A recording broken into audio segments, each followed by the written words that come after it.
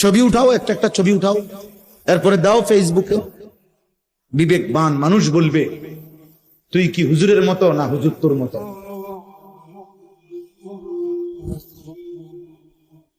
কি বুঝাইতে চাচ্ছ হুজুরের লগে ছবি উঠাইয়া? কি হুজুর তোমার মতো না তুমি হুজুরের মতো? এটা আগে বলো, যদি কারো বিবেক থাকে সেই কাজে।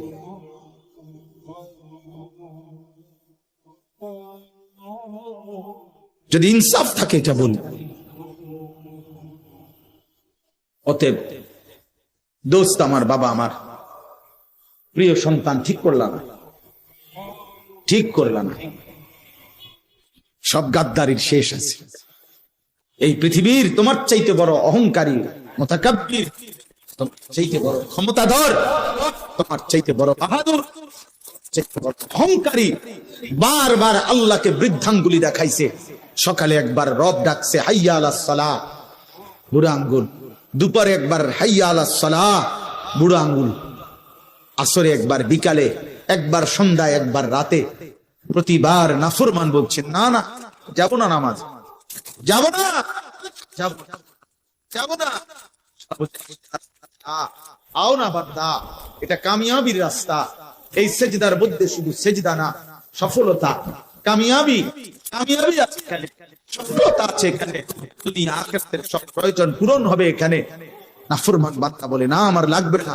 আল্লাহ আমার বন্ধু যে আমার এক কাপ চা খাওয়ায় আমি তার প্রতি কৃতজ্ঞ।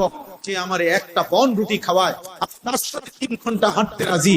যে আমাকে এত বড় সৃষ্টি দিয়ে লালন পালন করে আমি তাকে একটা সেজদা দিতে রাজি না। তোর চাইতে নিকৃষ্ট বেয়াদব আর কেউ নাই, তোর চাইতে বড় গাদ্দার আর কেউ নাই। গাদ্দার বেটা তুই, গাদ্দার বেটা। 10 টাকার বন রুটি খাবাইলে তো মানুষ তার সাথে কিছুক্ষণ চলে।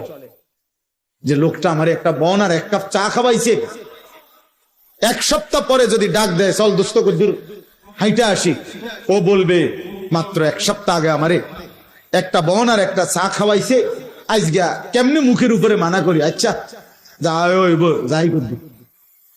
10 টাকার কৃতজ্ঞতা যদি হয় এতটুকু, এত বড় সৃষ্টি জগৎ দিয়ে যিনি আমাদেরকে লালন পালন করছেন তার কোনো কৃতজ্ঞতা নাই।